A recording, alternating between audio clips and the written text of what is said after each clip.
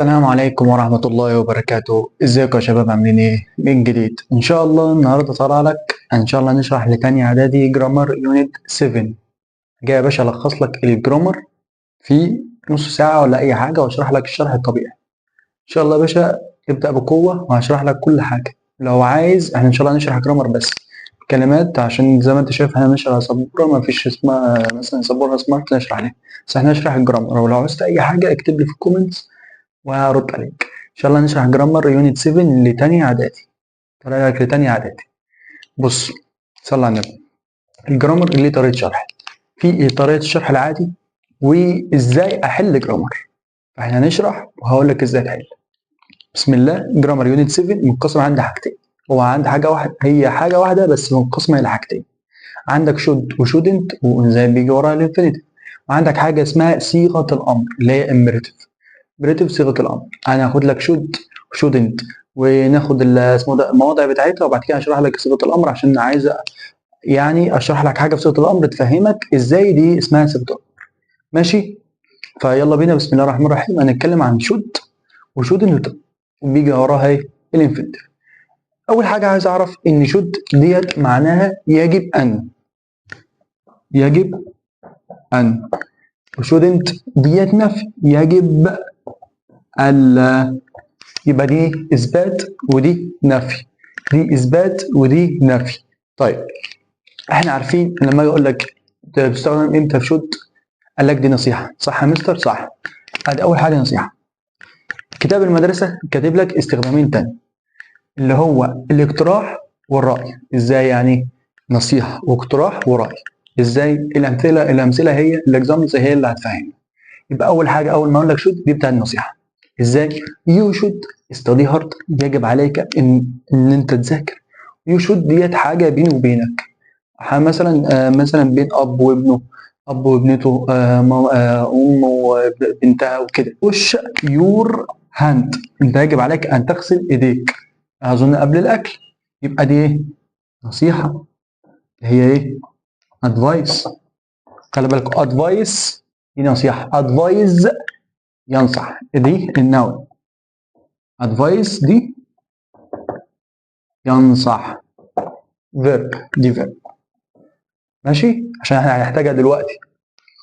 طيب، قال لك الاقتراح اللي هو suggest. we should read this book. انا جبت كتاب ولقيته حلو وبيتكلم عن موضوع ما، ولقيت واحد صاحبي بيحب الكتب، فانا بقول له ايه؟ you should you should read this book. الكتاب ده حلو، يعني بنصحه ان هو يقرا الكتاب. يعني خد الكتاب ده وادعي لي زي ما بقول. يبقى اول حاجه نصيحه بين اب وابنه، ام وبنتها. تاني حاجه اقتراح، انا مثلا شخص بحبه فاقول لقيت مثلا كتاب فبقول له خد اقراه، يبقى you should read this book. تاني حاجه. تالت حاجه I think you should go to the gym. تالت حاجه اللي هي ايه؟ الرأي. I think هي برضو I think اول ما شفتها، I think اول ما تشوفها دي تعبر عن رأي. يبقى احنا you should read ده يبقى دي إيه؟ اقتراح. طيب I think ان you should go to the gym. انا اعتقد، انا افكر لها اللي احنا انت يجب عليك ان انت تروح الجيم. يبقى دي ايه؟ رأي. يبقى اول ما اقول لك شود تقول لي نصيحه، لا، في اقتراح ورأي. يبقى شود تستخدم في نصيحه اقتراح ورأي، يبقى شود تستخدم باقتراح ورأي ونصيحه. طيب، بعد ما خدنا شود، تمام، هدي لك بقى التركيبات في كتاب المدرسه. لما تيجي التركيبات اللي هي تركيبه النفي وتركيبه الاثبات وتركيبه السؤال، ناخد التركيبات بتاعتها. ماشي، فركز معايا. شود اهي، شود شود هناخد الاثبات بتاعها. اول حاجه الاثبات، ها، فاعل زائد شود زائد الانفينيتيف. تمام. تاني حاجه النفي، فاعل، ها، شود، حط النوت، ها، حط نوت، زائد ايه؟ زائد الانفينيتيف. تالت حاجه السؤال، عندي سؤال بأداة سؤال بنفي.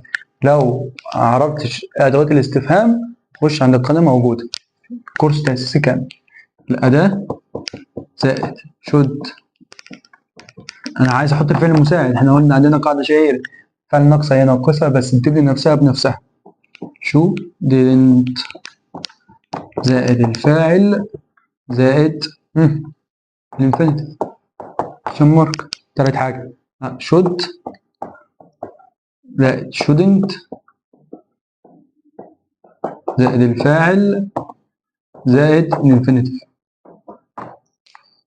تمام؟ دي التركيبات، دي التركيبات اللي كتاب المدارس عاملها. تمام؟ كده احنا خدنا should، عرفنا معناها وعرفنا استخداماتها. فاضل بقى حاجة تانية بس لما اشرح صيغة الأمر. فأنا بقى في الآخر هديك ملخص الجرامر كله ما تقلقش، بس أنا عايزك، أنا شرحت لك إن اللي عندك واحدة واحدة. عرفت إن should معناها يجب أن، أنصحك إن أنت تعمل حاجة. طب shouldn't should زائد infinitive لا، يجب ألا. بنصحك إن أنت ما تعملش الحاجة، لا ما تعملش الحاجة. خدنا استخدامات، نصيحة، رأي، اقتراح. خدنا التركيبات.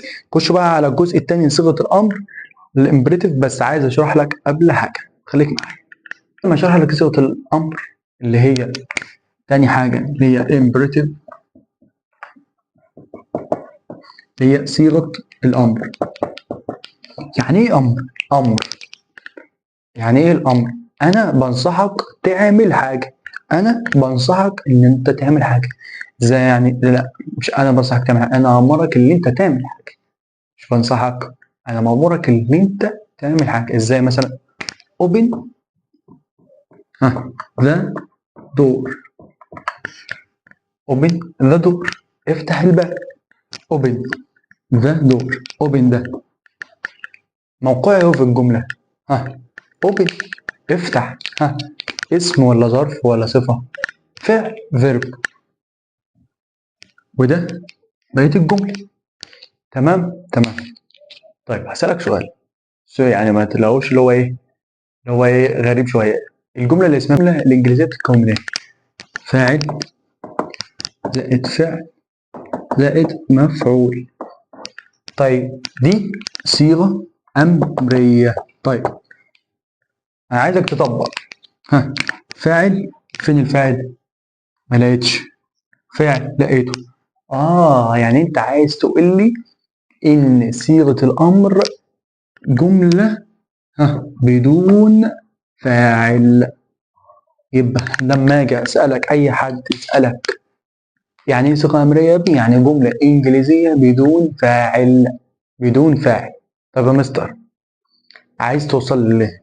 عايز أقول لك إن أنواع الجمل في اللغة الإنجليزية 3 أنواع: جملة أمرية، جملة خبرية، جملة استفهامية. تاني، جملة أمرية، جملة استفهامية، جملة خبرية. إزاي؟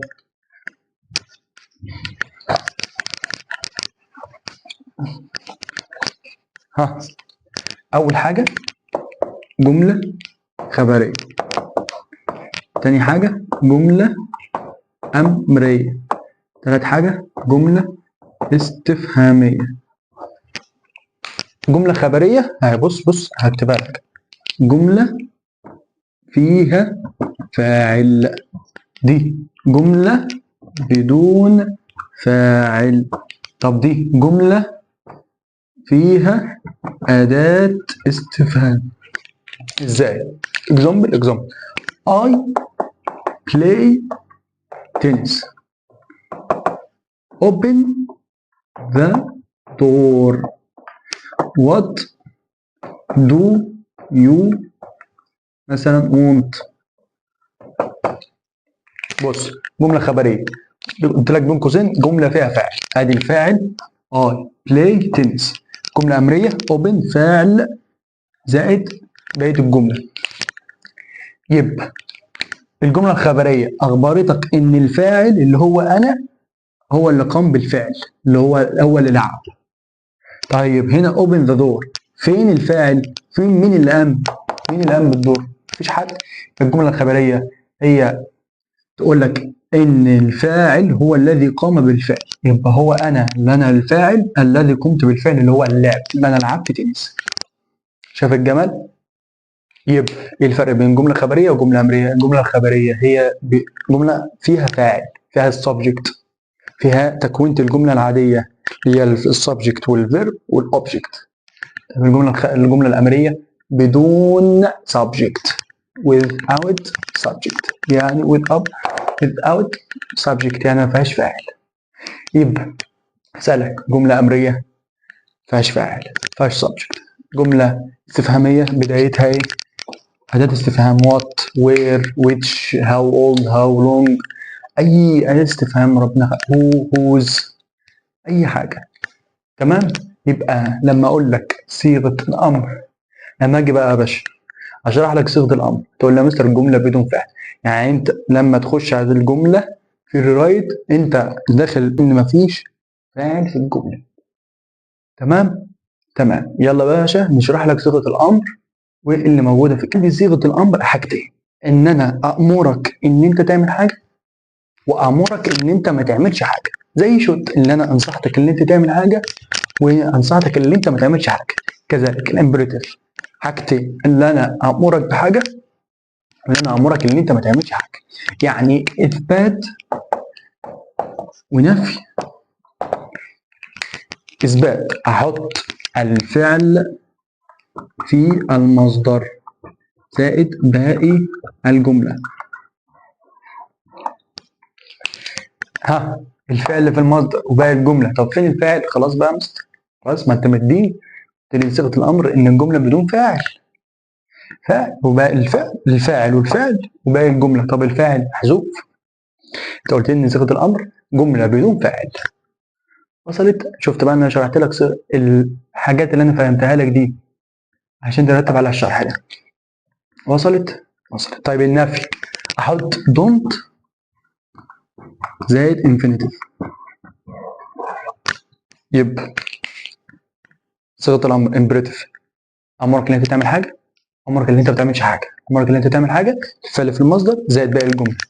النفي don't زائد الانفينيتيف زائد باقي الجمله. ازاي؟ sit down اقعد. sit ده فعل باقي الجمله. open the door افتح الباب. to the bed early. sit down اقعد. ايه دي؟ ديت تعليمات. open the door تعليمات. go to the bed early يعني ازاي؟ يعني المستر يعني should الصيغه الامريه تستخدم للنصيحه. اهو ده بقى ربط الدرس. ازاي؟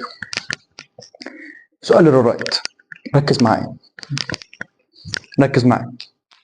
جبت open جمله زي دي open the door. open the door افتح الباب. جاب لك جمله زي ديت في الريرايت. open the door نقط بين قوسين should. ايه ده بقى؟ ده يا باشا ربط القاعده ان خلاصه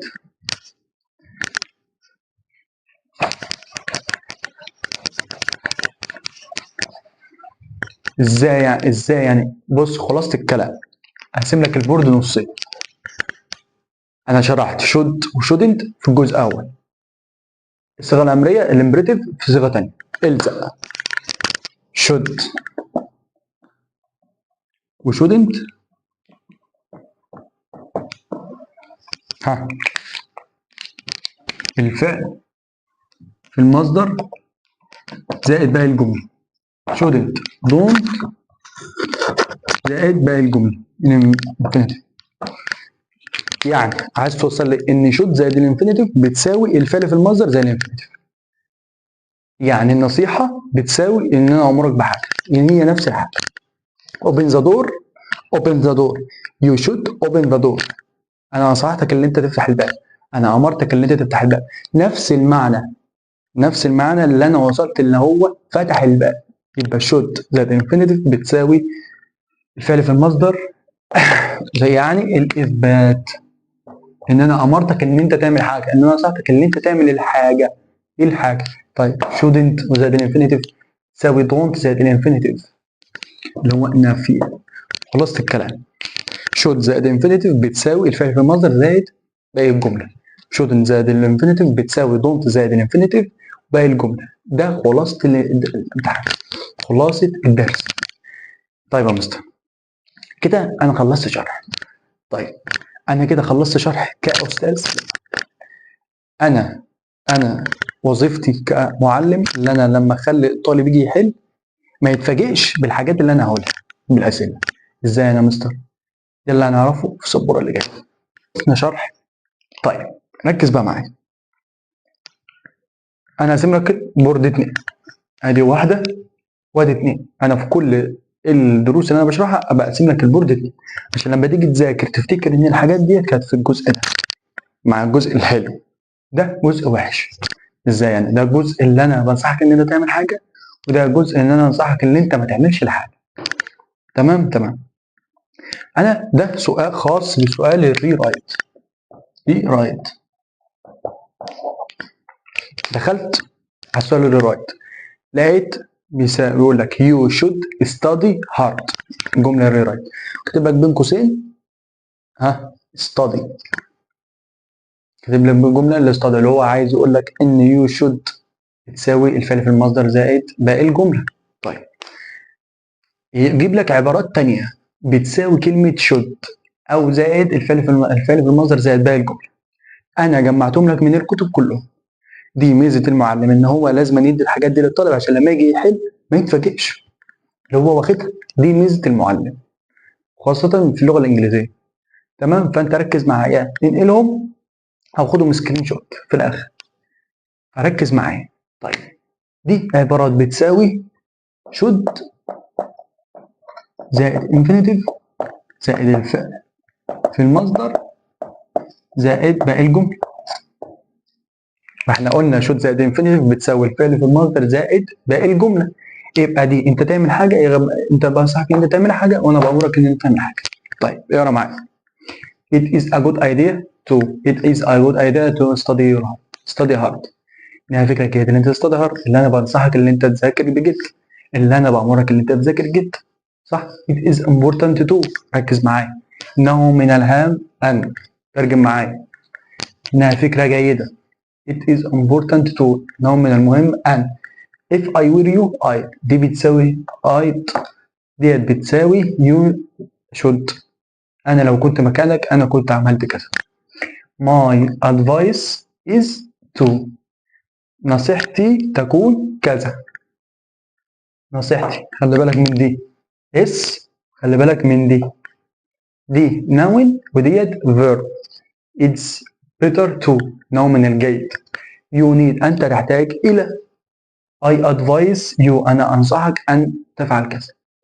يبقى عندك 7 اكسبريشن، 7 تعبيرات اللي انت تذاكرهم. نخش على الجزء الوحش. بدل ما هنا it is isn't هتحط نفي. بدل هنا نفي هنا اثبات هنا نفي. it isn't good to. ان هو مش من الجيد اللي انت تعمل كده. ان هو من الوحش انت تعمل. ان هو مش من المنصح اللي انت تعمل كده. ان هو من الممنوع. ركز بقى. ان هو من المحرم او الممنوع اللي انت تعمل كذا. ان هو مش مسموح. عايز اقول لك حاجه عشان لو حد اتفرج على الفيديو. دول بيساوي اصلا يو mustn't بتاعت التحريم. يو mustn't bark here بتساوي دي. في كلمه معاهم prohibited برضو يمنع او يحرم برضو معاهم. ديت في الترم في سنه اولى اعدادي ان it's banned واتس not allowed وforbidden بتساوي يو mustn't. بس كتاب اخر امتحان اخر اكزام على يونت 7 جايب لك اتس forbidden وكذا وكاتب لك بين قوسين اسمه ده دونت كذا. فانا لازم أنا اقول لك ان برضو ان اتس فوربيدن واتس باند برضو ان اتس نوت الاود برضو بتساوي شودنت والانفينيتيف زائد دونت زائد باقي الجمله. ماشي؟ بس هم كمعنى ان هم بيساوي ماست. اللهم بلغت اللهم فشل عشان ما حدش يقول. يبقى دول بيساوي ماست. بس عندك في الاكزام ان هو كاتب لك ان هي عادي بتساوي شودنت. تمام؟ يبقى خدنا شود وشودنت جزء اول. خدنا صيغه الامر وعرفنا انواع الجمل عشان تعرف تحل. تالت حاجه اديناك الاكسبريشن ديت عشان تبقى عندك تعرف تحل بيها. تمام؟ كده انا لخصت لك الدنيا. فاضل ان انت تيجي تحل. بص يا باشا هتيجي تلاقي الحل عبيط قوي. It is a good idea to save your money. بين قوسين كاتب لك سيف او كاتب لك يو شود. ايه الفرق؟ ان الصيغه الامريه بدون فاعل، عايز بقى تعرف الفعل اللي في الجمله اللي بعد تو، اللي بعد تو عشان تحط. لو مثلا قال لك عايز احط صيغه الامر، لازم انا احط الفعل، فالفعل لازم تعرفه من بعد تو. تمشي لحد اللي بعد تو، هو ده الفعل اللي انت هتبدا بيه الجمله. تمام. يا رب يا رب يكون ان انا شرحته كويس. بس عندي لك طلب، لو عجبك الفيديو ابعته لصاحبك خليه يستفاد. تمام. سلام.